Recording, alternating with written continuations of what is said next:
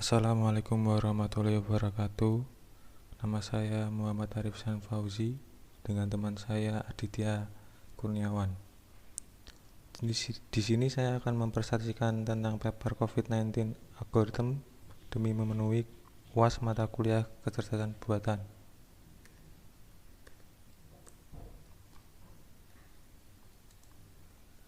Paper yang pertama, Analyzing COVID-19 virus based on ancient fragments biological local aligners using improved ions motion of optimization algorithm yang dirilis tanggal 3 September 2020. Masalah paper.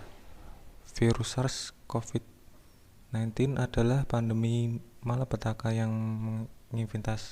menginfeksi jutaan orang di seluruh dunia dan ribuan kasus terinfeksi meninggal. Jadi, sangat penting untuk mengusulkan alat analisis data cerdas yang baru dan menyempurnakan yang sudah ada untuk membantu para ilmuwan dalam menganalisis virus COVID-19. Metode penelitian. Metode yang diusulkan diuji untuk menemukan LCCS antara polyprotein overlap dan glycoprotein permukaan COVID-19 dan virus lainnya. Pembahasan paper. Hasil eksperimen menunjukkan bahwa model yang diusulkan berhasil menghasilkan LCCS terbaik terhadap algoritma lain dengan menggunakan LCCS nyata yang diukur dengan algoritma SW sebagai acuan. Kesimpulan, makalah ini mengusulkan peningkatan flat berdasarkan optimasi novel hybrid dari algoritma IMO dan PSO. Kunci untuk hybridization adalah menggunakan eksplorasi solusi IMO dan kemudian aplikasi ke PCO untuk dieksploitasi dan kemudian didirikan oleh algoritma penyelesaian SW. Paper 2, A Deep Learning Algorithm Using CT Image to Screen for Coronavirus Disease COVID-19 yang dirilis tanggal 17 Februari 2020.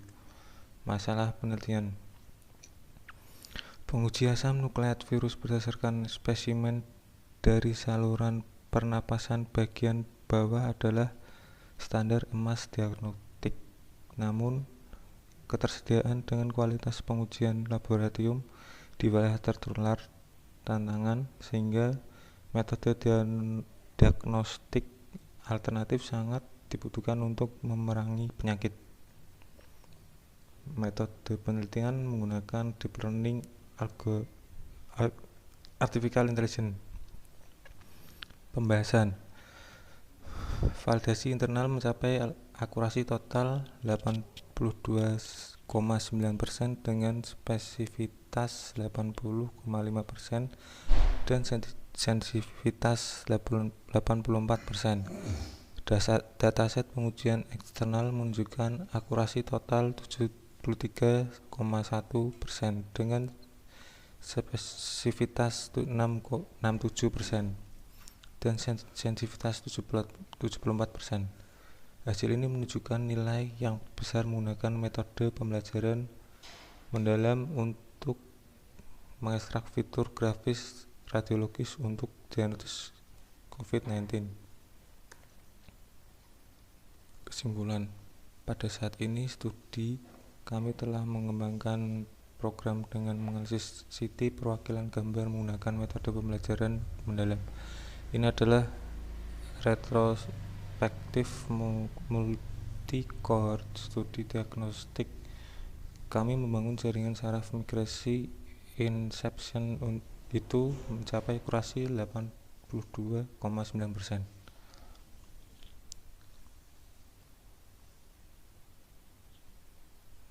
Paper 3, Spatio-temporal estimation of the daily case of COVID in worldwide using random forest machine learning algorithm yang dirilis tanggal 20 Agustus 2020. Masalah penelitian. Tingkat kenaikan kasus tidak sama untuk setiap negara. Langkah-langkah yang diterapkan oleh negara-negara tersebut mengubah kecepatan penyebaran harian penyakit tersebut. Ini ditentukan oleh perubahan jumlah kasus harian. Metode penelitian. Dalam studi ini, kerja algoritma pembelajaran mesin random forest diselidiki dalam memperkirakan jumlah kasus di masa mendatang untuk 190 negara di dunia, dan itu dipetakan dalam perbandingan dengan hasil kasus aktual dikonfirmasi. Pembahasan. Jumlah kasus terkonfirmasi antara 23 Januari 2020 hingga 17 Juni 2020 dibagi menjadi 3 subdataset utama: subdata pelarian, subdata pengujian atau data interpolasi, dan subdata estimasi atau data ekstrapolasi untuk model hutan acak.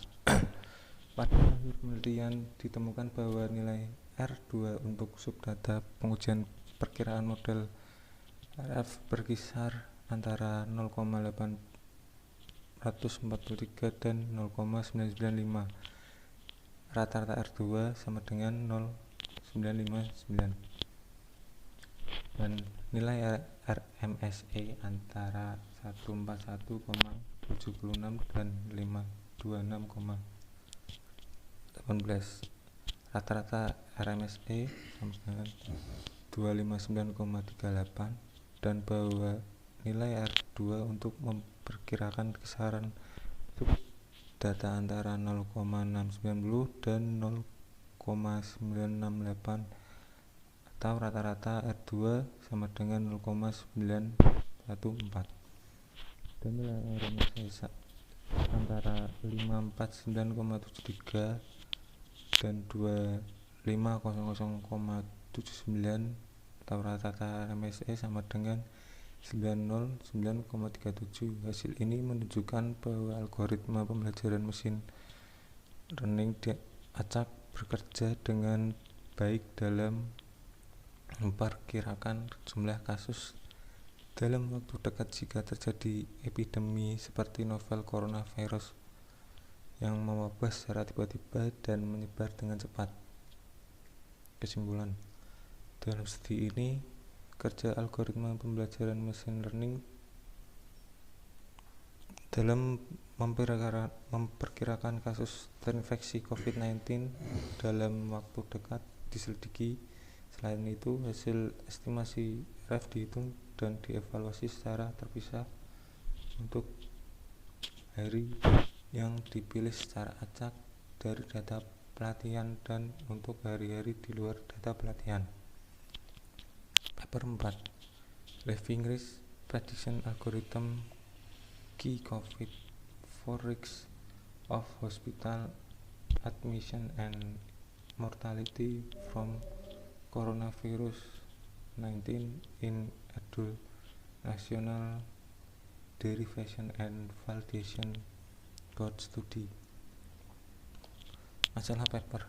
Karena banyak negara dengan hati-hati berusaha untuk meringankan tindakan penguncian atau memperkenalkan kembali tindakan jika tarif naik, ada peluang untuk mengembangkan panduan yang lebih bernuansa berdasarkan algoritma prediktif. Metode penelitian. Database Key Research terdiri dari 1205 praktik umum di Inggris dengan keterkaitan dengan hasil tes COVID-19, statistik episode rumah sakit, dan data register kematian. Pembahasan algoritma risiko berbasis populasi COVID bekerja dengan baik, menunjukkan tingkat diskriminasi yang sangat tinggi untuk kematian dan masuk rumah sakit karena COVID-19. Kesimpulan, risiko absolut yang disajikan bagaimanapun akan berubah seiring waktu sejalan dengan tingkat infeksi SARS-CoV-2 yang berlaku dengan sejauh mana langkah-langkah jarak sosial yang ada, sehingga harus ditafsirkan dengan hati-hati. Namun model tersebut dapat dikalibrasi ulang untuk periode waktu yang berbeda dan berpotensi untuk diperbarui secara dinamis saat pandemi berkembang. Paper 5 COVID-19 Patient Health Prediction Using Bayes Random Forest Algorithm yang dirilis tanggal 3 Juli 2020. Masalah penelitian: peningkatan pesat dan eksponensial saat ini dalam jumlah pasien memerlukan prediksi yang efisien dan cepat dari kemungkinan hasil dari pasien yang terinfeksi untuk pengobatan yang tepat menggunakan teknik AI. Metode penelitian: model random forest yang diperkuat oleh algoritma Adebos. Model tersebut menggunakan data geografis, perjalanan, kesehatan, dan demografis pasien COVID-19 untuk memprediksi tingkat keparahan kasus dan kemungkinan hasil pemulihan atau kematian.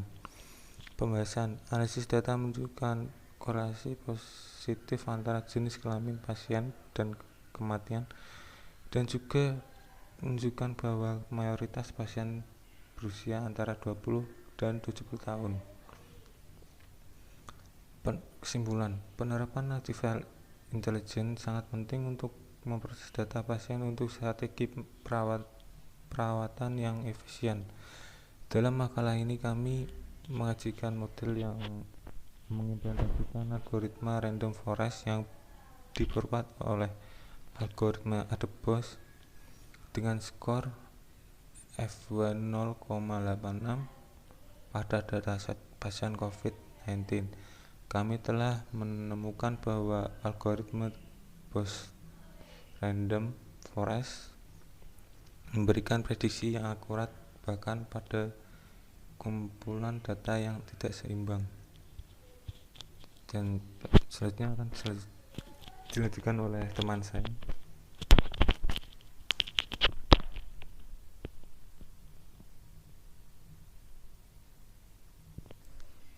Assalamualaikum warahmatullahi wabarakatuh. Nama saya Aditya Kurniawan. Saya akan melanjutkan presentasi yang tadi sudah dijelaskan oleh Mas Arif. Untuk yang selanjutnya, paper nomor 6 yang berjudul Mitigating Biases in COVID-19 for Analyzing COVID-19 Literature. Paper ini terbit pada tanggal 23 November 2020. Masalah penelitiannya, beberapa tahun terakhir, sistem penjawab pertanyaan dan pembelajaran mesin lainnya juga menunjukkan perilaku berbahaya bagi manusia karena bias dalam data pelatihan tersebut. Kemudian untuk metode penelitiannya, menggunakan snapshot dari Microsoft Academic Graph atau MAG yang diambil pada tanggal yang sama digunakan untuk mendapatkan grafik enclosure, infleksi, dan penutupan. Kemudian ketika masyarakat bergerak menuju proses pengambilan keputusan berbasis bukti, seringkali didukung oleh kumpulan data besar yang kualitasnya tidak mudah untuk diperiksa. Semakin penting untuk memahami potensi bias dalam kumpulan data ini dan bagaimana pengaruhnya terhadap operasi. Kesimpulannya, untuk data ilmiah, karya ini menunjukkan bagaimana kutipan artikel dari para ilmuwan itu sendiri dapat dimanfaatkan dengan memperluas koneksi benih, baik ke set kandang yang berisi artikel yang mengutip atau mengutip benih. atau mungkin ke penutupan penuh atau sebagian yang menelusuri garis keturunan benih tersebut. Nah, selanjutnya paper COVID-19 survival associates with the immunoglobulin response to the SARS-CoV-2 spike receptor binding domain. Artikel ini terbit pada tanggal 29 September 2020. Masalahnya, tes serologis sangat penting untuk menyelidiki korelasi respon dan perlindungan pada penyakit coronavirus 2019 atau COVID-19 untuk menentukan paparan sebelumnya terhadap sindrom pernapasan akut parah coronavirus 2 SARS-CoV-2 dalam populasi dan untuk memverifikasi perkembangan penyakit. Respon imun adaptif pada individu yang terinfeksi. Untuk metodenya mempelajari 509 pasien yang dikonfirmasi mengidap COVID-19 dari Rumah Sakit San Rafael Milan dan 480 sampel serum donor organik pre-pandemik yang dikumpulkan pada tahun 2010 sampai 2012. Dengan tes pengendapan imun fase luciferase atau LIPS fase cairan dengan mengkarakterisasi antibodi IgG, IgM, dan IgA ke domain pengikat reseptor lonjakan RBD.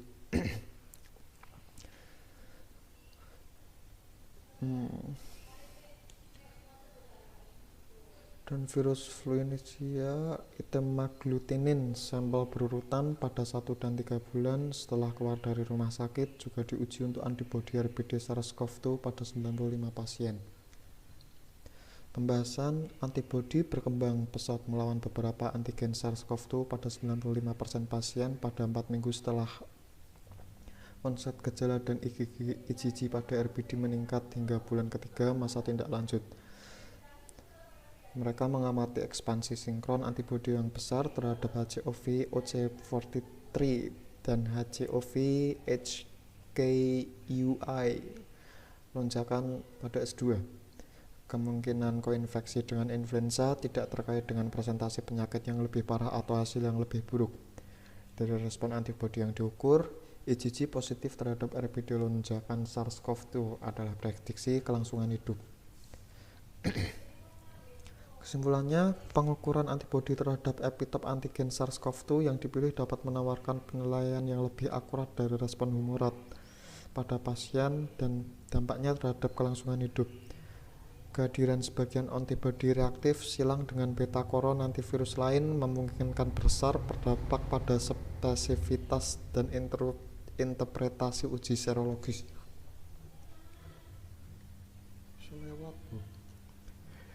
Integrated Radiologic Algorithm for COVID-19 Pandemic yang terbit pada tanggal 7 April 2020.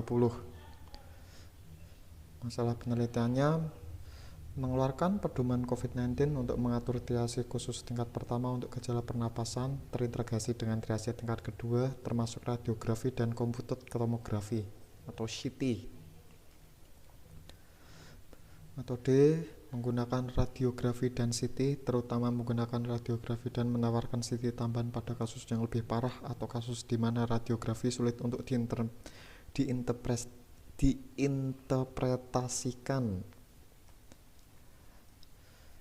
Pembahasan algoritma yang terintegrasi secara radiologis ini adalah penggunaan CT untuk melakukan trias dengan aman terhadap beban masif rujukan pernapasan akut selama periode pandemi tertentu yang sekarang disebut dengan COVID-19. Kode-kode tersebut memungkinkan waktu pelaporan yang sangat cepat oleh ahli radiologi toraks. Paper selanjutnya berjudul Adoption of COVID-19 Triage Strategies for Low Income Settings, terbit pada tanggal 11 Maret 2020. Masalah penelitian tersebut, Afrika memiliki banyak kerugian dalam hal tahun-tahun kehidupan yang disesuaikan dengan kecacatan. Pada 27 Februari 2020, kasus pertama COVID-19 di Gurun Sahara Afrika dilaporkan di Nigeria, membuat penyebaran wilayah tersebut lebih mungkin terjadi. Dengan metode algoritma screening COVID-19 yang dimodifikasi untuk digunakan di rangkaian terbatas sumber daya yang tidak melakukan penularan lokal. Pembahasan penelitian. Algoritma tersebut pada awalnya melakukan triase pada pasien berdasarkan demam atau batuk, gejala yang ada di mana-mana di antara pasien dengan COVID-19. Jika gejala ini digabungkan dengan risiko epidemiologis, maka pasien diisolasi. Tindakan pencegahan dan pengendalian infeksi yang tepat diterapkan, dan pengujian untuk sindrom pernapasan akut parah coronavirus 2 SARS-CoV-2 dimulai. Kesimpulannya, algoritma tersebut tidak dimaksudkan untuk mengarahkan petugas kesehatan ke setiap kemungkinan diagnosis. Yang sebaliknya ini dimaksudkan sebagai alat yang cepat dan sederhana untuk memutuskan siapa yang memerlukan isolasi dan pengujian ditargetkan untuk SARS-CoV-2. Paper terakhir berjudul Endovascular Therapy for Patients with Acute Ischemic Stroke During the COVID-19 Pandemic, a Proposed Algorithm, terbit pada tanggal 30 April 2020. Masalah penelitian meminimalkan dampak negatif COVID-19 dampak negatif COVID-19 pada pasien stroke akut dan penyedia layanan kesehatan. Mereka membentuk kelompok kerja multidisiplin untuk mengembangkan rekomendasi berbasis konsensus dan algoritma untuk evaluasi dan pengobatan pasien stroke akut yang memenuhi syarat EVT selama COVID-19 pandemi. Metode penelitian menggunakan metode triase yang difasilitasi termasuk direct to compute tomografi atau disingkat CT, kontak tim stroke darurat, dan inisiasi EVT yang muncul pada pasien yang memenuhi syarat terus diprioritaskan. Pembahasan. Sebagian besar dengan dugaan atau dikonfirmasi COVID-19 menderita AIS dengan oklusi pembuluh darah besar harus dipertimbangkan untuk EVT berdasarkan tingkat fungsi prainfeksi dan sesuai dengan pedoman AHA atau ASA 2019. Kesimpulan, karena keterbatasan yang diberlakukan oleh tekanan positif di bagian besar unit IR dan oleh pasukan APD yang terbatas, individu dengan status COVID-19 yang dikonfirmasi, dicurigai atau tidak diketahui yang memerlukan anestesi umum untuk prosedur harus menjalani intubasi endotrakeal. Elektif setelah konfirmasi oklusi pembuluh darah besar, tetapi sebelum tiba di ruangan IR untuk meminimalkan resiko penyebaran virus. Dari kesimpulan 10 paper tadi, untuk penerapannya di Indonesia, untuk paper Deep Learning Algorithm Using CT Image to Screen for Coronavirus Disease COVID-19. Karena di Indonesia tidak banyak laboratorium yang cukup berkualitas dan mumpuni untuk menyediakan diagnosis alternatif yang diperlukan untuk memerangi virus, sehingga berdasarkan perubahan radiografi COVID-19 pada gambar CT, berhipotesis bahwa metode Deep Learning Artificial Intelligence mungkin bisa menyiring fitur grafis COVID-19 hasil dari tomografi scan laboratorium standar dan memberikan diagnosis klinis sebelum tes patogenik yang harus dilakukan di laboratorium tertentu, sehingga dapat menghemat waktu dalam mengendalikan penyakit dan mengendalikan penyebaran COVID-19 di Indonesia.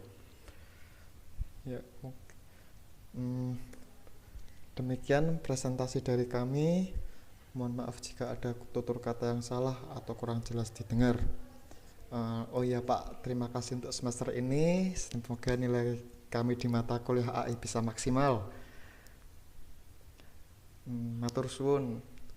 Assalamualaikum warahmatullahi wabarakatuh.